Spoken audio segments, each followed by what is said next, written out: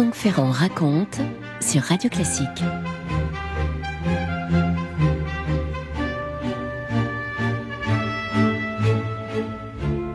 L'île est immense, de la taille d'un petit continent, et en son cœur se trouve une cité fabuleuse, construite en cercle concentrique. Il y a des bandes de terre et des bandes d'eau sous la forme d'anneaux, et puis au centre un sanctuaire extraordinaire dédié à Poséidon, le dieu de la mer, avec un majestueux palais royal.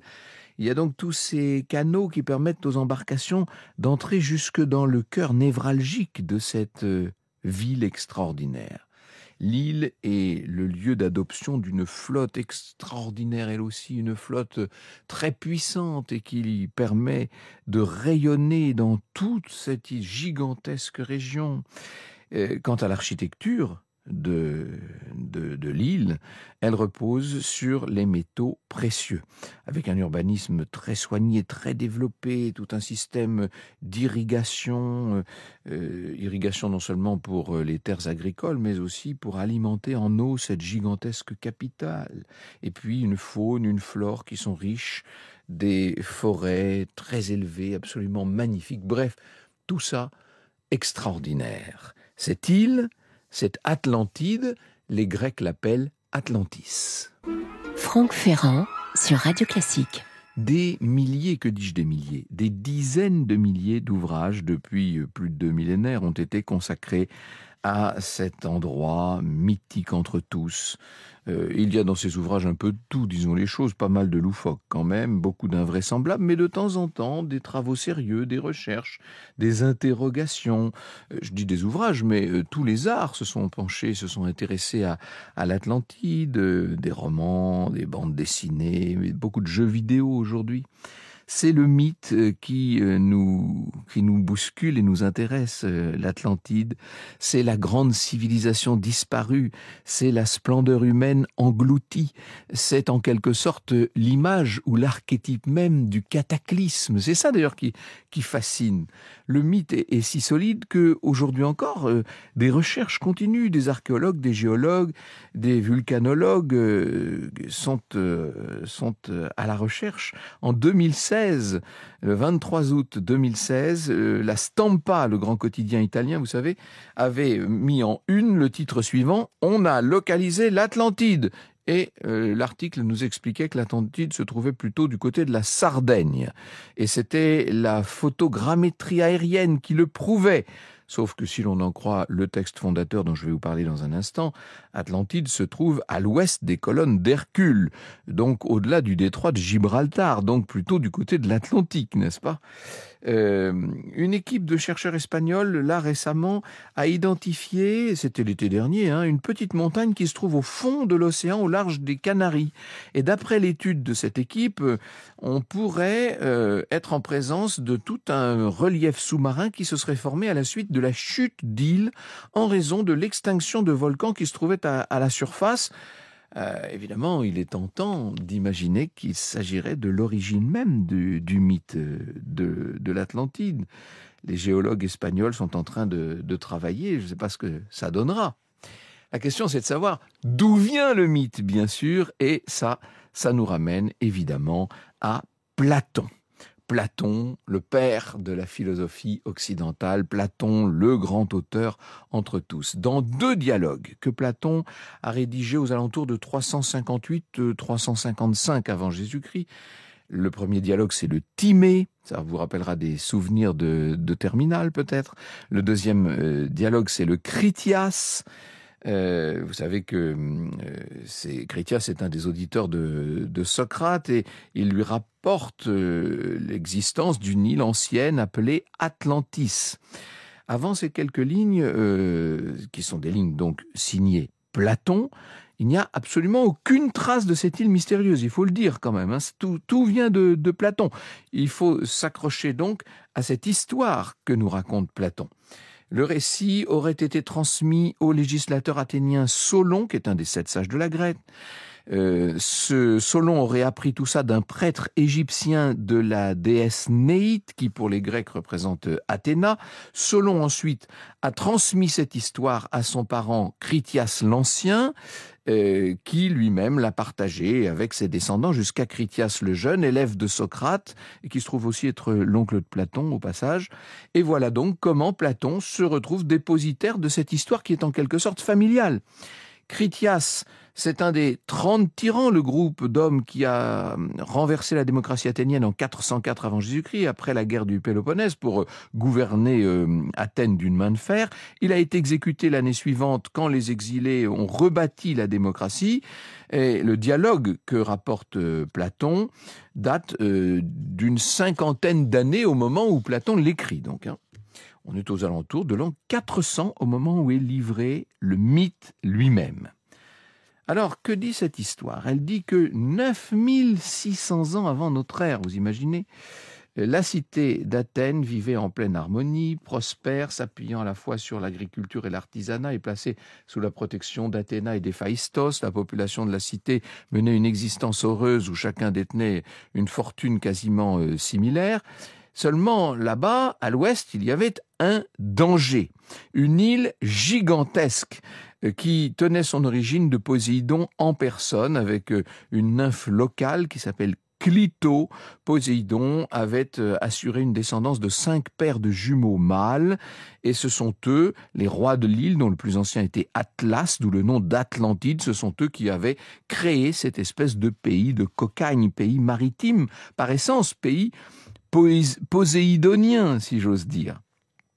Alors, peu à peu, les dirigeants d'Atlantis se seraient montrés de moins en moins sages.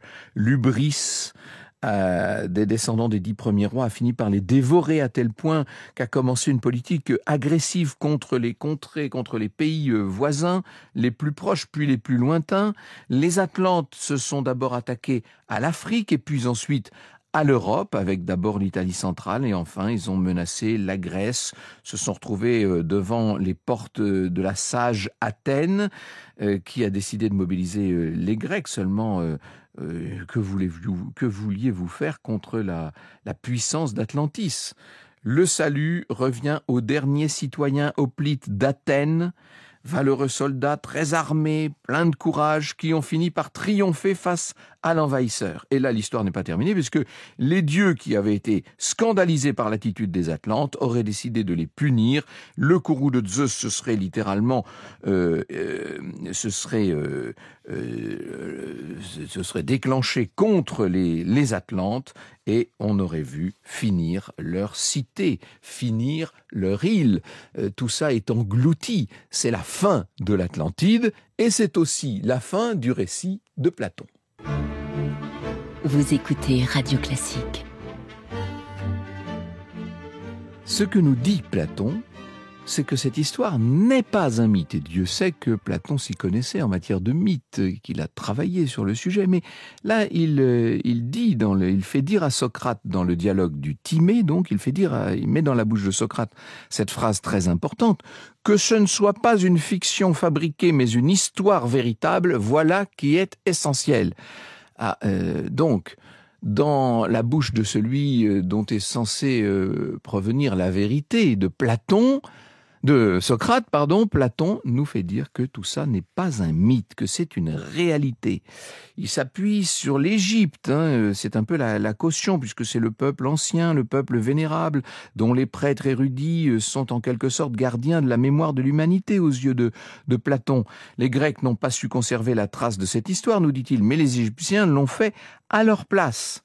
Donc c'est un texte, c'est une affaire authentique. Est-ce que c'est si vrai, ça? Dans un recueil dirigé par l'ami Jean-Christian Petit-Fils, Maurice Sartre s'amuse avec tout cela. Maurice Sartre qui connaît tellement bien le monde grec, il a collectionné tous les indices qui semblent au contraire nous dire que l'Atlantide relève bel et bien du mythe. D'abord, nous dit Maurice Sartre, Platon évoque des cités d'il y a 9000 ans, mais pour les décrire, il emploie des termes, il donne des images qui font beaucoup penser à des cités de son époque à lui. Ce sont des cités du 5e, 4e siècle avant notre ère qu'il nous décrit, pas du 9e millénaire avant Jésus-Christ.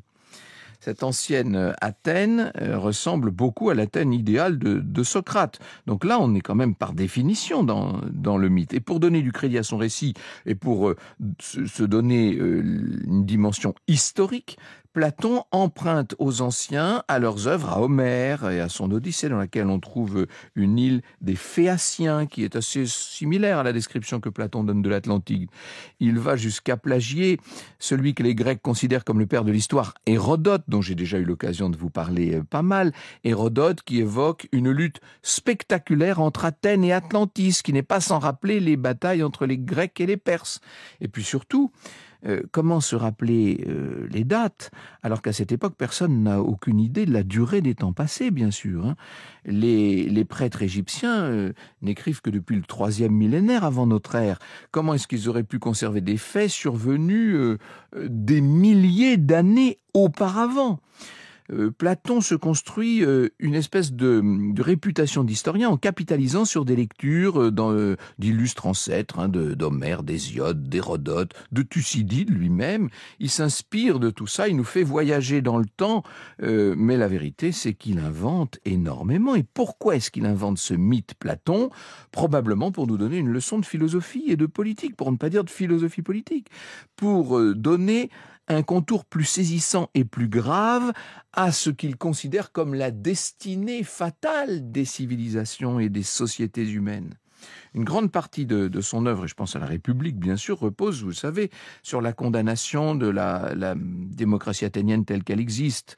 Un régime qui ne peut qu'entraîner le peuple vers la tyrannie parce qu'il manque à la fois de l'expérience, nous dit Platon, et surtout de la sagesse. La démocratie, selon Platon, c'est la dictature de l'ignorance. C'est un régime gouverné par des sophistes qui n'ont d'autre ambition que de flatter les plus bas instincts du peuple pour se faire élire et pour se faire réélire. Et à ça, lui oppose le meilleur régime, l'aristocratie, comme son nom l'indique. Et là, qui sont les rois de la cité ? Ce sont les philosophes, bien entendu. Dans son récit, Atlantide et Athènes l'ancienne sont donc en quelque sorte les deux faces d'une même médaille. C'est la cité athénienne que connaît Platon. Il y a l'Athènes des siècles anciens qui est sage et vertueuse, celle dont il rêve. Et puis en face, il y a cette Atlantide qui serait en quelque sorte la figuration de l'Athènes contemporaine que lui-même dénonce par ailleurs. Il y a un professeur de littérature grecque et italienne qui a très bien compris ça, c'est Giuseppe Bartoli. Qui est un personnage assez original, enfin n'entrons pas dans ces détails-là. Voici ce qu'écrit Bartoli. La submersion politique de l'île atlantique, c'est-à-dire l'image de la décadence qu'a souffert la République d'Athènes abandonnée de tous et tombée sous la domination de ses ennemis, trompera-t-elle encore nos philosophes ? Eh bien, il faudra attendre longtemps, et notamment notre époque, pour qu'on admette cette dimension mythique de l'Atlantide. Comme le dit Maurice Sartre, l'Atlantide possède tous les traits qui ont conduit Athènes à la guerre et à la double défaite, celle de la guerre du Péloponnèse en 404 et celle de la guerre des Alliés en 355. Et donc, Platon se livre, si vous voulez, à une critique de l'effondrement des valeurs morales dans sa propre cité athénienne, ce qu'il nous apprend très longtemps avant Paul Valéry, et ceux qui avaient donné à Paul Valéry l'idée d'exprimer cette idée, c'est que, après tout, les civilisations sont mortelles. Franck Ferrand sur Radio Classique. Il y en a un que cette histoire de Platon n'a pas du tout impressionné et dont il a tout de suite compris qu'il s'agissait d'une fiction. C'est son propre élève, Aristote, qui nous dit « Celui qui l'a créée est aussi celui qui l'a détruite ». C'est assez joliment dit. On va s'amuser avec le mythe de Platon, on va jouer avec, si je puis dire. C'est le cas de Théopompe de Chios, notamment, qui parodie l'Atlantide. Lui invente une île, Méropis, qui ressemble à s'y méprendre à celle de Platon, mais dans laquelle arrivent et surviennent des histoires beaucoup plus fantaisistes. le mythe va rester un petit peu endormi, si je puis dire, englouti pendant de nombreux siècles, jusqu'à ce que, à la Renaissance, avec les traductions de Platon et notamment les impressions de nouveaux livres en langue vernaculaire, donnent au récit de Platon d'un seul coup une autre dimension. Et n'oubliez pas que c'est l'époque, ça tombe incroyablement bien, c'est l'époque où on découvre le nouveau monde. Et on se dit que si après tout on est capable de découvrir une Amérique, eh bien il y avait peut-être effectivement un continent à l'ouest de Gibraltar, etc. Et les Européens se mettent à rêver à ce mythe et à cette